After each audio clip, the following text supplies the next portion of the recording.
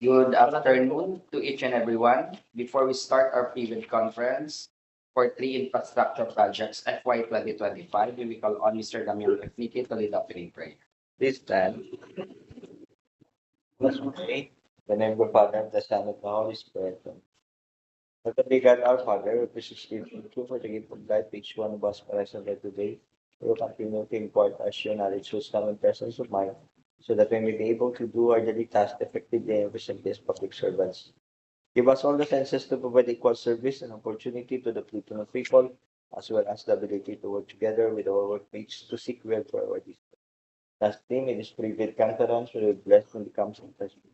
We ask this through our Lord Jesus Christ, our Son, who lives and reigns with you, in the unity of the Holy Spirit, one God forever and ever. Amen. Father, Son, and Holy Spirit. Good day again. May we call on our back secretariat to do the roll call of the members of the back, PWD back secretariat members, as well as the contractor services that we are present.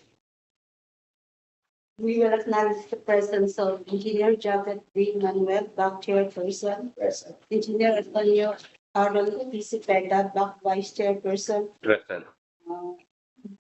Damiano F. Nique, regular member, Present. Engineer Carlo J. Les, and Mesa, provisional member. Present. And Pasita Paelma Ren, the head member, back secretary. Thank you. It seems that there are no observers and no contractors representative present today. Based on section 22.3 of 2016 revised IRR of RA 9184 and ITB PREBID conference, 9.10, attendance shall not be mandatory. Since the majority of the back members are here, I declare this PREBID conference for three infrastructure projects today with quorum. I now call this PREBID conference to order. I will give the floor to our back secretariat members to read and discuss the agenda of today's PREBID conference. Brief representations, progression of the work of the following. Basic contract data, including contract description, ABC and duration. Requirements of bidding documents, including instruction to bidders, general condition of contract, special condition of contract specification, drawings, bill of quantities, and form. The documents to be submitted by the bidders, technical proposal, financial proposal, criteria procedure of eligibility check, primary examination of bids, detailed evaluation of bid cost, qualification, and award. Question, comments from bidders, and replies of back and other representative of the building entity. Other matters, summary proceedings, including supplemental bid bulletins to be issued. Thank you. I declare this agenda approved. May we call on Engineer Carlo Lisa and Mr. Damiani F. Nique to enumerate the basic contract data of the projects, and followed by Engineer Antonio Aaron Cepeda to also read the requirements of the bidding documents. The DPWH Iloilo First District Engineering Office, through its Bids and Award Committee, invites bids for the hereunder projects. For the first project, name of contract, construction of school building, Alameda National High School, Barangay Alameda, Igbaras, Iloilo. Under contract ID number 25GF0109. Location, Igbaras, Iloilo. Scope of work. Part A, facilities for the engineer. Part B, other general requirements. Division 1, general. Part C, earthwork. Part D, reinforced concrete. For Division 2, building. Part E, finishing and other civil works. Part F, electrical. Part G, mechanical. Approved budget for the contract, 19,900,000 pesos. Contract duration, 175 calendar days. Pickup license category, C and D small b. Cost of bidding documents, 25,000 pesos. For the next project, name of contract, concreting of Barangay Kinagdan FMR Phase 2, Barangay Kinagdan, Igbaras, Iloilo. Under contract ID 25GF0110. Location, Barangay Kinagdan, Igbaras, Iloilo. Scope of work, Part A, facilities for the engineer. Part B, other general requirements. Part C, earthworks. Part D, sub-base and base course. Part E, surface course. Part F, bridge construction, 3x3 single barrel box culvert. Part G, drainage and slope protection. Part H, miscellaneous structures. Approved budget for the contract, 14,925,000 pesos. Contract duration, 109 calendar days. Pickup license category, C and D small b. Cost of bidding documents, 25,000 pesos. The last project, name of contract, construction rehabilitation of rainwater collector system in public facilities. Contract under contract ID 25GF0111. Location, San Joaquin, Iloilo. Scope of work, Part 1, facilities for the engineer. Part 2, other general requirements. Part 3, civil, mechanical, electrical, and sanitary plumbing works. Part A, earthwork. Part B, plain and reinforced concrete works. Part C, finishing and other civil works. Approved budget for the contract, 2,605,500 pesos.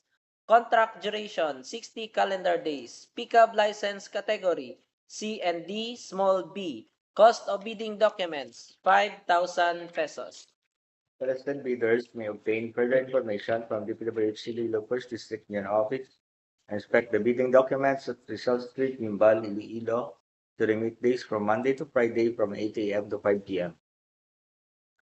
Complete set of the bidding documents may be acquired by the interested bidders on June 11 to July 1, 2025 from the address given and upon payment of the applicable fee for the bidding documents. It may also be downloaded free of charge from the website of the Philippine Government Electronic Procurement System and the website of the procuring entity, provided that the bidder shall pay the applicable fee for the bidding documents not later than the submission of their bids. Bid submission may be done manually or electronically online. However, bidders should only select one mode of submission, either manual or electronic. Similar to manual submission, the guidelines for the preparation and submission of an electronic bid are contained in the bid data sheet. The procuring entity requires each bidder to submit additional 2 copies labeled as Copy 1 and Copy 2 of the original first and second components of each bid, as stated in the ITB Clause 16. Bids must be duly received by the back secretariat address given for manual submission or at electronic bids iloilo_dpwh.gov.ph for electronic submission on or before July 1, 2025 at 10 a.m. All bids must be accompanied by a bid security in any of the acceptable forms and the amount stated in the ITB Clause 18.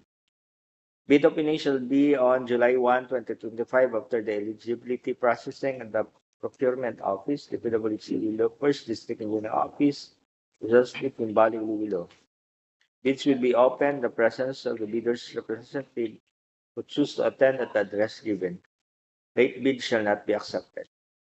The DPWH Iloilo First District Engineer Office reserves the right to reject any and all bids, declare a failure of bidding, or not award the contract at any time prior to the contract award in accordance with Section 41 of RA 9184 in IRR without hereby incurring any liability or to the affected bidders or bidders. Mr. Chairperson, I will not discuss the bidding requirements anymore because that requirements of the bidding documents are stipulated in the Philippine Bidding Document 6th edition. We suggest that bidders should read these documents. Thank you. Now we proceed to the technical, financial, and eligibility requirements. Our secretariat member will be the one to read the requirements, as well as the criteria and procedure for eligibility check, preliminary examination of bids, detailed evaluation of bids, cost qualification, and award.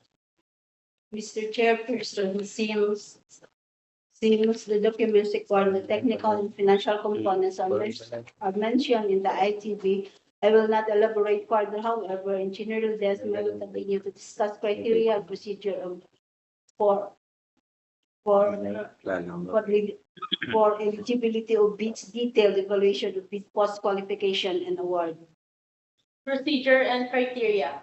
Opening of preliminary examination of technical components of bids. The purpose of this examination is solely to determine the presence or absence of each of the required documents comprising the bid, as stated in section 3.5.2, using a simple non-discretionary, pass if present or fail if absent criterion with the aid of checklist. Eligibility check. After the preliminary examination of the technical components of the bids, the BAC, assisted by its BAC Secretariat, shall conduct the eligibility check of each bidder that passed the documentary requirements for the technical component of the bids. The BAC shall determine if the bidder is eligible to bid for the contract being procured. This shall be done electronically using the DPWH-CWA. Preliminary examination of financial components of bids.